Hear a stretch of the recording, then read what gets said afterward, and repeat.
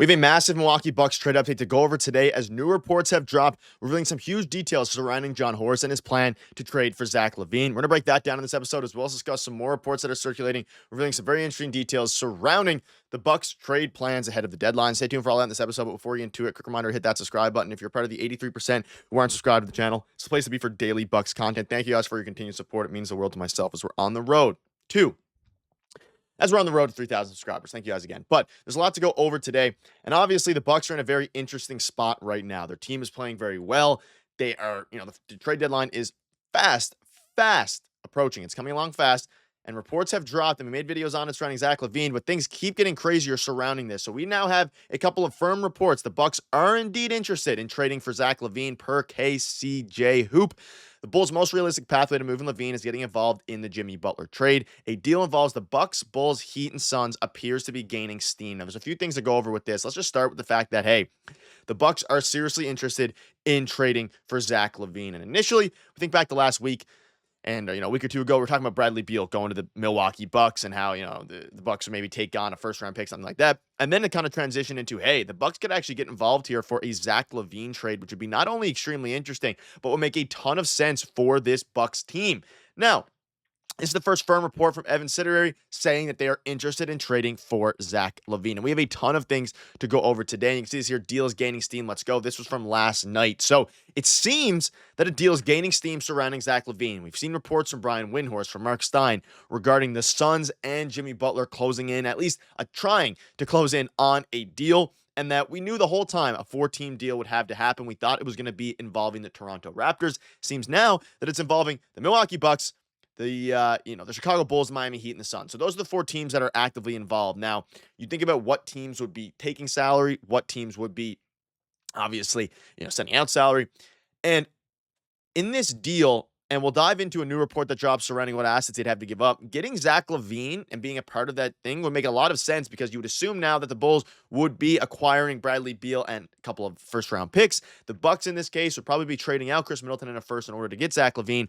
And things are just making a lot of sense. The only way I see Zach LaVine moved is if the Bulls somehow get in on a multi-team deal with this Jimmy Butler trade. Following yet another suspension by the Miami Heat on Jimmy Butler, it appears that a deal is almost guaranteed at this point. To do so, several teams are expected to be involved in the deal, one of those being the Milwaukee Bucks. Now, I also wouldn't rule out the Bucks being a part of a Jimmy Butler trade, like acquiring Jimmy Butler. We'll have videos on that, of course, as things start to escalate and percolate here. But, you're talking about the Bucks being involved in a 4-team deal to acquire Zach LaVine. Makes a ton of sense. And again, the Bucks are interested in Zach LaVine. And this had a bunch of fans pretty fired up. And when you think about what Zach LaVine could do for this team, we'll dive into that in a little bit. He is having an elite season. And if you're able to get him as a part of a deal without giving up a crazy amount of assets, usually in these 4-team deals, again, the Bucks, in theory, aren't getting the headliner of this trade. It would be Jimmy Butler going to the Suns. But if you're the Bucks, you could snag a Zach LaVine type player while not giving up a ton of assets, because realistically, the Bucks don't have a ton of assets. They have their 2031 first. They have their 2031 second. Beyond that, it starts to become very interesting surrounding what's actually going to be happening with the Bucks, right? Now, Zach LaVine, he makes a ton of sense. And this report also just dropped a couple hours ago. The Bucks will likely have to include their 2031 first in any potential Chris Middleton trade to entice the team to take on his contract, per Bobby Marks. Milwaukee's only first-round pick eligible to be traded as soon as this selection in 2031. Now, this means that, and I want to ask you guys in the comment section, would you do a Chris Middleton and 2031 first-round pick frame trade, or so a 2031 first and Chris Middleton type trade for Zach LaVine? That's a question I'm going to ask you. I think the answer is yes. You give up your first-round pick. You also give up Chris Middleton, but you're getting a guy who, again, Chris Middleton at this point isn't a good defender. He's an okay, bench scorer. If you can get Zach LaVine on this group, you can really make a push now. Again, I've been preaching this. A starting lineup with Zach LaVine, Damian Lillard, Giannis Antetokounmpo, and then you compensate with some of your other defenders. You have AJ Green. You have Andre Jackson Jr., who's a defensive specialist. You have Taurean Prince, who's a 3-and-D wing. Like, you can make up for it, and you still have Bobby Portis. Maybe you move him in a trade to get someone more defensive-minded back, even if he's not quite as good of a scorer and things like that, because you're now getting a much better scorer, a much better option in Zach LaVine. He can help carry some of the load. I've been talking about with this team, you can now stagger the lineups.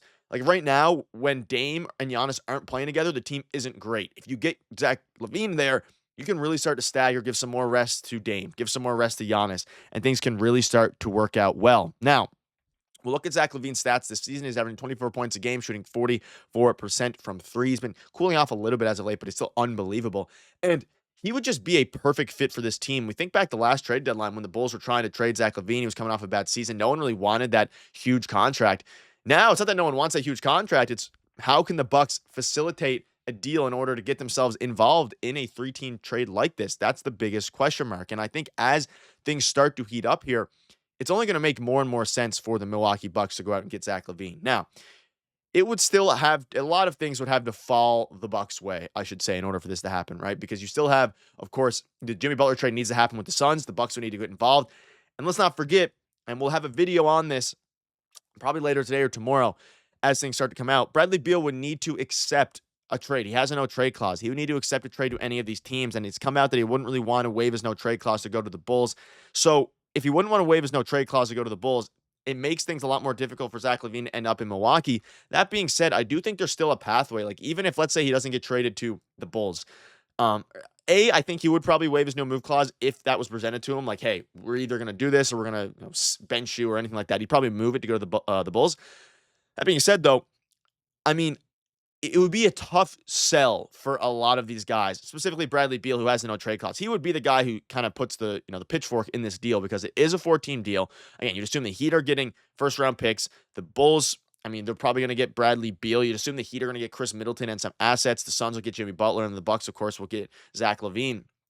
And a trade would obviously be framed around Chris Middleton and a 2031 first. Maybe you ship Pat Connaughton out. And speaking of Pat Connaughton, the Hornets are open to helping facilitate a Jimmy Butler trade. Charlotte is willing to take on undesirable contracts. So if you maybe get Charlotte involved, you ship Pat Connaughton off to Charlotte, you give him a second-round pick to help facilitate a deal for whatever player that the Bucks are trying to get here. Like, there's a lot of teams that are willing to take on dead salary, whether it be the Hornets, whether it be the Toronto Raptors. Like, there's so many teams that could do this. Charlotte could loom large for the Bucks, who are trying to find a team open to taking on Pat Connaughton's contract so they can open up and spend elsewhere, right? So things are really starting to heat up. And as things start to heat up, you have an opportunity to acquire an elite player. Obviously, it takes 4 teams to get a deal done here. I think the Bucks are actively trying to do it. We're seeing reports that the trade is gaining steam and that things are really starting to heat up. I do believe that is the case. I think ultimately, does Jimmy Butler land in Phoenix? Probably. Does Zach LaVine land in Milwaukee? I think it's slightly less likely because of all the avenues and all the things that have to happen. But at the end of the day, it would be a very interesting fit. And I think it can make this team, like, turn them in from a contender, or from not a pretender, but from a team that is on the outside looking in a little bit, could use one more piece to an absolute contender. And I think it would also take moving Bobby Portis, getting a more defensive-minded backup big to help compensate for some of the defense that they're losing by acquiring Zach LaVine, even though, again, it's not the same position. Just overall team defense could be improved there, which I think they're also trying to do, whether that be Day'Ron Sharpe, Robert Williams, someone like that. Maybe they could acquire with second-round picks. But that'll wrap it up. Let me know down below what your thoughts are. Would you do this deal surrounding Zach LaVine? Let me know. Thank you guys for watching. Cheers.